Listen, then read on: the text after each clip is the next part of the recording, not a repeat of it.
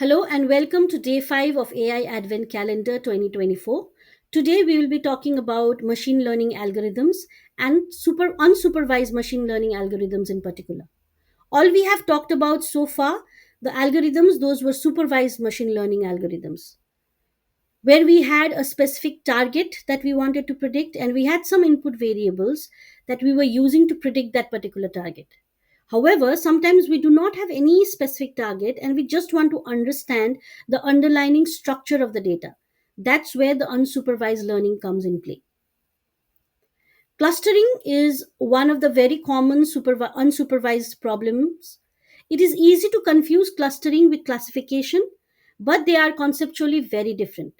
Classification is when we know the classes and we are trying to predict the class of an unknown data by aligning it to any one of those classes. Right? For example, in this case, we have different colored dots that we have with us. Or if we have different pictures, say, for example, we are trying to categorize it as cats or dogs. However, if we look at clustering is when we do not have any labels and want to find the unknown clusters just by looking at the overall structure of the data and trying to find potential clusters in that particular data. For example, we might look at two-dimensional data set that looks like this, and any human will probably very easily be able to say that there are three clusters in it. But that is not always as straightforward as this. Sometimes the data might just look like this. And when it looks like this, we do not know how many clusters there are because the problem is unsupervised. We don't know how many clusters we are going to make, and because this does not have a predetermined target as to how many clusters or what the clusters are. That's the reason it is called unsupervised machine learning. K-mean clustering is one of the most famous clustering algorithms. Like just like KNN, K is an hyperparameter and stands for the number of clusters you are looking for. Finding the right number of clusters again is an art and has a lot to do with your specific problem that you're dealing with, or some trial and error, and a lot of domain knowledge of that particular problem. But we will not be determining that today. Let us now try to understand how k-mean clustering works. K-means is actually very simple. You start by randomly selecting centers for your k clusters and assigning all the data points to that center clusters that is closest to them. The clusters here are shown in blue and green. You then recalculate the cluster centers based on the data points now assigned to them. You can see that the clusters are moving closer to the actual cluster. You then assign the data points again and again to the new cluster centers, followed by recalculating the cluster's center. You repeat this process until the center of the cluster has been stabilized.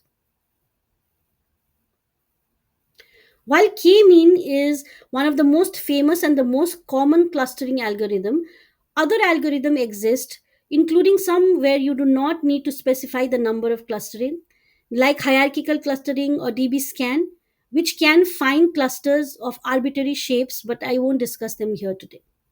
Ever feel overwhelmed by too much information? Machine learning algorithms do too. That's where dimensionality reduction comes in. It's like tidying up your data sets, removing what's redundant, what's not needed, what's extra, and keeping what's essential. So let's see how that works.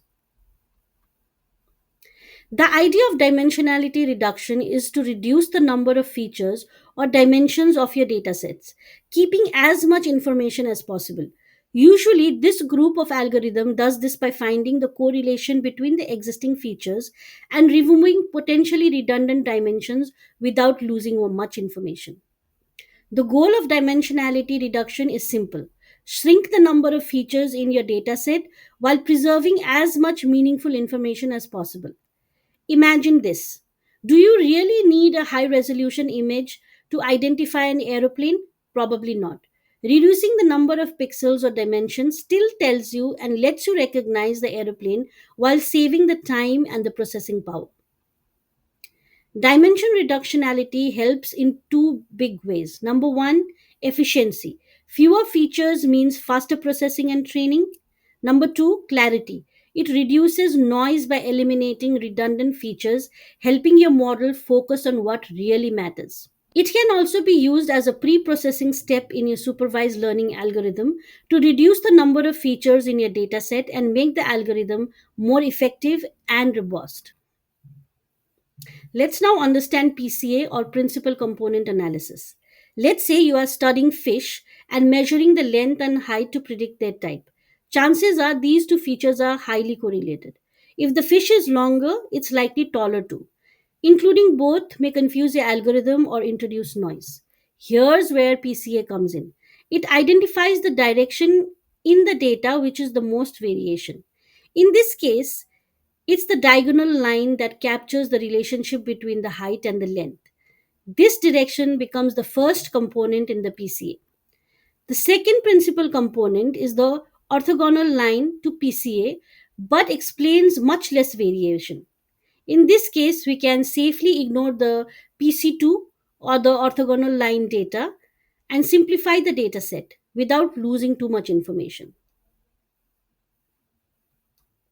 Dimensionality reduction isn't just about saving space, it's about making your model more efficient and robust. Think of it as giving your model a clear map instead of a cluttered maze. Dimension reductionality is a game changer for simplifying complex datasets. Whether you are compressing images, refining features, or speeding up algorithm, it's your way to go tool for the clarity and efficiency. In larger datasets, PCA can analyze hundreds of features, rank them by their importance, and reduce them to just a few principal components. It's like summarizing a long book into a short yet comprehensive summary. Let's now look at association rule mining. Have you ever wondered how retailers know which products are purchased together? That's the magic of association rule mining, an unsupervised machine learning technique that uncovers hidden relationship in data. Let's dive into it now and see how it works and where it is applied. Association rule mining is type of unsupervised learning that identifies relationships or pattern between features in a dataset. For example, in a dataset of grocery purchases, we might discover that a customer who buys milk also tends to buy cereals. These techniques uses measures of interest such as support, confidence, and lift to determine the strength of these rules. Support is the frequency of a product or an item in the dataset. Confidence is likelihood of buying an item B when item A is purchased. And lift is the strength of the rule compared to the random chance of them being bought together. The most common use case for association rule mining is market basket analysis. This is how retailers understand purchasing patterns, helping them to design the better promotion or store layouts. The most widely used algorithm in this is Apriori algorithm, which generates frequency item sets to derive strong rules. However, depending on your dataset size and the complexity, you can also use any of the other algorithms. Now let's look at how this rule works. First, we do a frequency item set generation and then we do a rule generation. Let's understand this with a very simple example. When we have, say, for example, three transactions, transaction one, we purchase milk, bread, and butter, transaction two, bread and butter, and in transaction three, milk and bread is purchased. If we look at all three items, that is milk, bread, and butter, all of them had been purchased twice.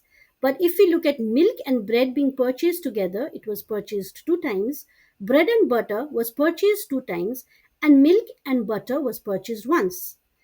Now, using the Pori algorithm, we discover that the rule that if milk, then bread has strong confidence or high confidence.